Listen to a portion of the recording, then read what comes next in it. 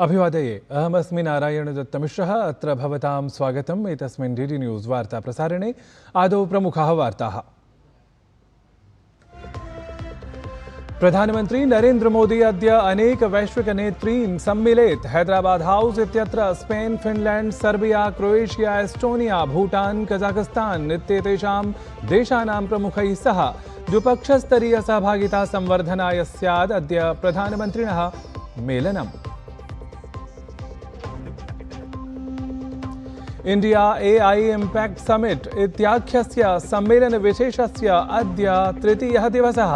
अत्र शोधसङ्गोष्ठ्याः उद्घाटनं भवेत्। अद्य कृत्रिमबुद्धिमत्ता सम्बद्धानाम् उपकरणानां किं वा उन्नतप्रविधिपराणां माध्यमानां जायेत अत्र विशेषप्रदर्शनम्।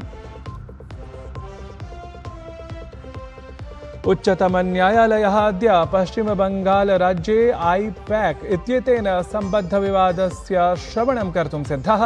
मुख्यमन्त्रिपदासीनायाः ममता बनर्जी इत्येतस्याः विरुद्धं प्रवर्तननिदेशालयेन विधीयमानस्य कार्यजातस्य समयसम्बद्धं हि विवादप्रकरणमेतत्। संयुक्तराज्य अमेरिका ईरान देशयोः मध्ये संवादवर्तिनः द्वितीयचक्रस्य अभवत् समापनम्। संवादपरस्य अग्रिमोपवेशनस्य दिनाङ्कः तावत् शीघ्रमेव भवेत् निर्धारितः। ईरान देशः तावत् सप्ताहद्वयाभ्यन्तरे उपस्थापयितुं शक्नोति नूतनं प्रस्तावम्। अथ ICC T20 वर्ल्ड कप इत्येतस्याः प्रतियोगितायाः ऑस्ट्रेलिया दलं बहिर्भूतम्। वृष्टिकारणात् आयरलैंड जिम्बाब्वे दलयोः मिथः स्पर्धा निरस्ता जाता। एतेन जिम्बाब्वे दलं तावत् अग्रिमक्रमे प्रविष्टम्। साम्प्रतं वार्ताः विस्तृतीकृताः। प्रधानमन्त्री नरेन्द्र मोदी अद्य अनेक वैश्विकनेतॄन् सम्मिलेत्। हैदराबाद हाउस इत्यत्र असौ Spain, Finland, Serbia, Croatia, Estonia, Bhutan, Kazakhstan इत्येतेषां देशानां प्रमुखैः सह द्विपक्षस्तरीय सहभागिता संवर्धनाय अत्र एतान् सर्वान् सम्मिलेत् इति अवधातव्यं तथ्यम्। तावत् ह्यः प्रधानमन्त्री नरेन्द्र मोदी फ्रांस देशस्य राष्ट्रपतिः इमैन्युअल मैक्रों इत्यसौ च मुम्बईनगरस्य लोकभवने द्विपक्षस्तरीयं संवादं विहितवन्तौ। रक्षा, सुरक्षा, वाणिज्यं, सांस्कृतिकविनिमयः इत्येवं भूतेषु प्रमुखक्षेत्रेषु भारतस्य फ्रांस देशस्य च सामरिकसहयोगविषये नेतृद्वयमध्ये चर्चा जाता। एतस्मिन् विषये प्रधानमन्त्री नरेन्द्र मोदी संयुक्तपत्रकारसम्मेलने विशिष्य प्रोक्तवान्। फ्रांस भारत के सबसे पुराने स्ट्रेटेजिक पार्टनर्स में से एक है और प्रेसिडेंट मैक्रों के साथ मिलकर हमने इस स्ट्रेटेजिक पार्टनरशिप को अभूतपूर्व गहराई और ऊर्जा दी है। इस विश्वास और साझा विजन के आधार पर आज हम अपने संबंधों को स्पेशल ग्लोबल स्ट्रेटेजिक पार्टनरशिप के रूप में स्थापित कर रहे हैं। यह पार्टनरशिप केवल स्ट्रेटेजिक नहीं है। आज के उथल-पुथल से भरे युग में यह ग्लोबल स्टेबिलिटी और ग्लोबल प्रोग्रेस की पार्टनरशिप है। अत्र तावत् प्रधानमन्त्री नरेन्द्र मोदी भारते निर्मितानां तेषाम् आधुनिकानाम् उदग्रयानानां वैशिष्ट्यविषये अपि बलं दत्तवान्। येषां वाणिज्यपरः निर्यातः शीघ्रमेव जगति सम्पादितः भवेत्।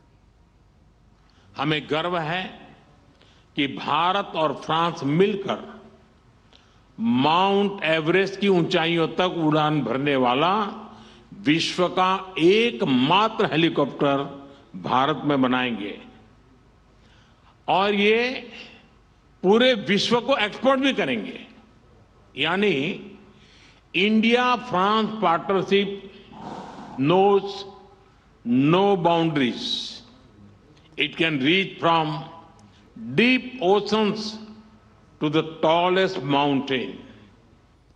यह प्रधानमन्त्रिणा उक्तं यत् भारत फ्रांस नवाचार वर्षस्य आरम्भेण सह द्वयोः देशयोः मध्यगता सामरिकसहभागिता वस्तुतः जनसहभागिता स्वरूपे परिणमते इति विशेषः। संयुक्त पत्रकार सम्मेलने हि एतस्मिन् फ्रांस देशस्य राष्ट्रपतिः इमैनुअल मैक्रों इत्यसौ भारत फ्रांस गत सम्बन्ध वैशिष्ट्यं निरूपितवान्। असौ अवदत् यत् विगताष्टवर्षेषु हस्ताक्षरितैः अनेकैः उपक्रमैः भारत फ्रांस सम्बन्ध विशेषः तीव्रतरां गतिं प्राप्तवान् इति। हमने ये भी आज निर्णय लिया है कि हम इस साझेदारी को एक विशेष स्ट्रेटेजिक साझेदारी में बदलेंगे और इसका एक नया दर्जा देंगे। ये इसमें कोई शक नहीं है क्योंकि हमें पूरी तरह से इस रिश्ते में हम भरोसा रखते हैं और पिछले 8 सालों से हम यही कर रहे हैं और हर एक साल हम अलग अलग चीज़ों पर काम करके हमने एक नए रास्ते कई नए रास्ते चुने। इंडिया AI इम्पैक्ट समिट इत्याख्यस्य सम्मेलनविशेषस्य अद्य तृतीयः दिवसः अस्ति। अत्र शोधसङ्गोष्ठ्याः उद्घाटनम् अद्य जायेत। तावत् कृत्रिमबुद्धिमत्ता सम्बद्धानाम् उपकरणानां किं वा उन्नतप्रविधिपराणां माध्यमानाम् अत्र विशेषप्रदर्शनमपि सहैव समुपकल्पितमस्ति इति ध्यातव्यतथ्यम्। उच्चतमन्यायालयः अद्य पश्चिमबङ्गालराज्येन IPAC इत्येतेन सम्बद्धविवादस्य श्रवणं कर्तुं सिद्धः अस्ति।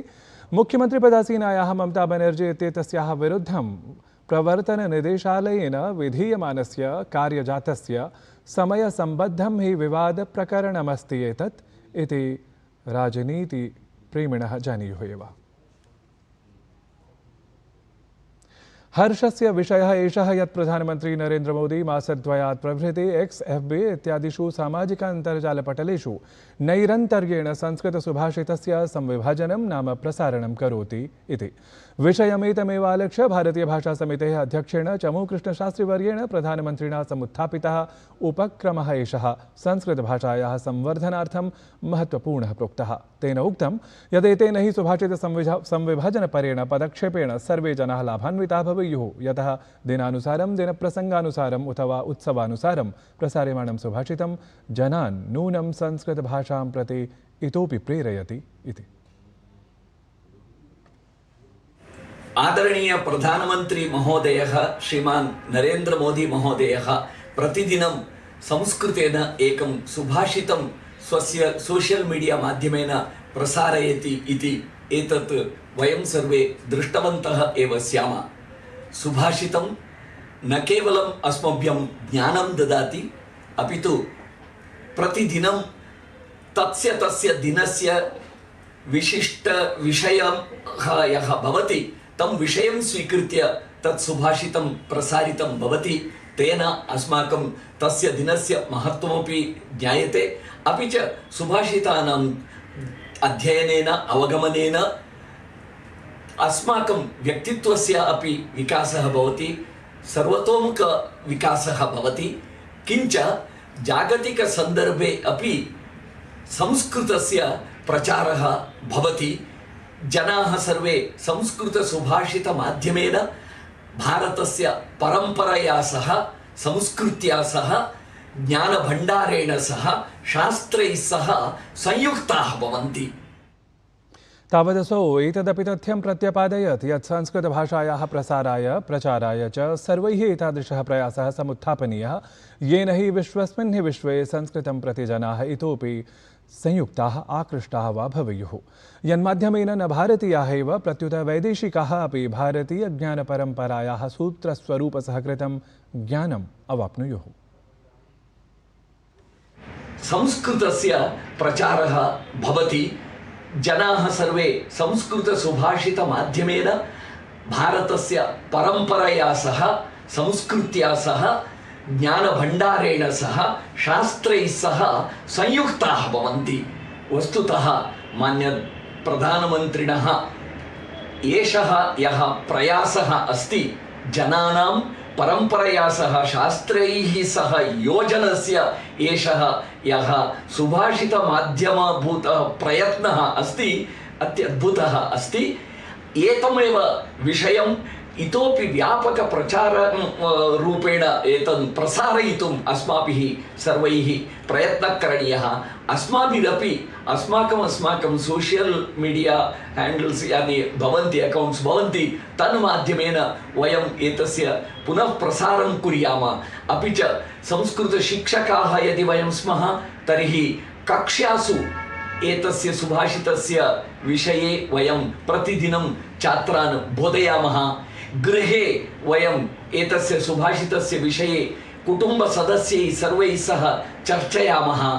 बालानां प्रतिदिनम् एकं सुभाषितम् एतत् सुभाषितं कण्ठस्थं करोतु इति बालान् प्रेरयामः इति एवं प्रकारेण बहुविधरूपेण एतस्य वयम् इतोपि महत्तररूपेण प्रचारं कर्तुं शक्नुमः, छात्रान् सूचयितुं शक्नुमः।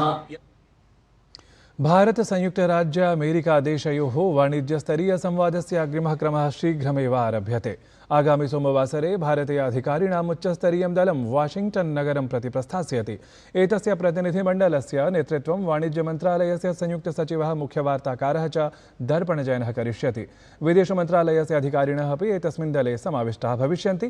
आकल्यमानमस्ति यत् एतस्मिन् संवादे उभयोः देशयोः वाणिज्यार्थिकसहयोगसम्बद्धेषु प्रमुखेषु विषयेषु चर्चा भविष्यति। सम्बद्धमुपवेशनं हि एतत् नूनं भारत संयुक्त राज्य अमेरिका देशयोः वाणिज्यगतं सम्बन्धम् इतोपि गतिं प्रदद्यात्। संयुक्त राज्य अमेरिका ईरान देशयोः मध्ये संवादवर्तिनः द्वितीयचक्रस्य समापनम् अभवत्। संवादपरस्य अग्रिमोपवेशनस्य दिनाङ्कः तावत् शीघ्रमेव विनिर्धारितः भवेत्। ईरान देशः सप्ताहद्वयाभ्यन्तरे नूतनं प्रस्तावं सम्बद्धम् उपस्थापयितुं शक्नोति इत्यपि विशेषः। ICC T20 वर्ल्ड कप इत्येतस्याः प्रतियोगितायाः ऑस्ट्रेलिया दलं बहिर्भूतं जातमस्ति। वृष्टिकारणात् तावत् आयर्लैण्ड जिम्बाब्वे दलयोः मिथः स्पर्धा अपि निरस्ता जाता, यत् कारणात् जिम्बाब्वे दलम् अग्रिमक्रमे प्रविष्टम्। एतस्यामेव प्रतियोगितायाम् अद्य भारतसमक्षं नीदरलैण्ड इत्येतस्य दलस्य सामुख्यं भवेत्। अद्य पुनरपि स्वीयम् अनारतं विजयक्रमं स्थापयितुं क्रीडाङ्गणे भारतीयं दलम् अवतरेत्। एतद्धि वार्ता संस्करणम् अधुना सम्पद्यते। अभिनववार्ताभिः सह पुनः उपस्थास्यामः। तावत् मङ्गलं भूयात्।